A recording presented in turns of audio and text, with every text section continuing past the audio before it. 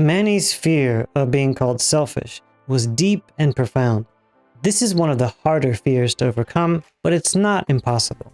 In Manny's case, using pressure killers was surprisingly appealing to him. But pressure killers are not for everyone. Some people love pressure killers and other people hate them. A pressure killer is a word or phrase that sends a powerful message to your brain. That message is... whatever. There are hundreds, perhaps thousands of words and phrases that convey this feeling of whatever.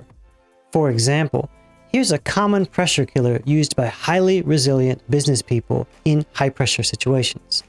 Well, at least I won't die. And no one else will die either. Although the wording is different, the feeling created is essentially whatever.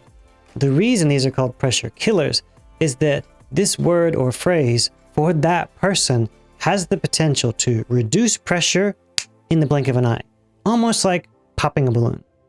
That's why highly resilient people often use phrases like this in their heads.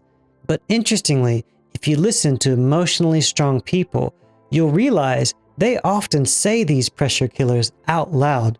They don't use the word whatever, but the feeling they create is a kind of whatever. Pressure killers are the ultimate tool for letting go of pressure or decreasing that powerful no inside your brain. At this point, I know what many of you might be feeling. Isn't this idea of a pressure killer really bad? The primary fear expressed by many of my participants in assertive training is that using a pressure killer will make you a lazy and selfish person. But that's because most people don't realize at first that there are two ways to use pressure killers. Killing pressure so that you can avoid responsibility versus killing pressure so that you can think more logically and clearly. An interesting pressure killer which conveys the second feeling is the past is the past. This pressure killer is used to remind someone that mistakes in the past can no longer be fixed. So focusing too much on mistakes in the past is nothing but a distraction from the here and now. So saying to yourself, the past is a reminder to let go of past mistakes and focus on moving forward in the here and now. There is no universal pressure killer that works for everyone in the same way. Even popular pressure killers like, well, at least I won't die, don't work for everyone. And that's fine. If a pressure killer works for you, great. If a pressure killer makes you feel uncomfortable, leave it alone.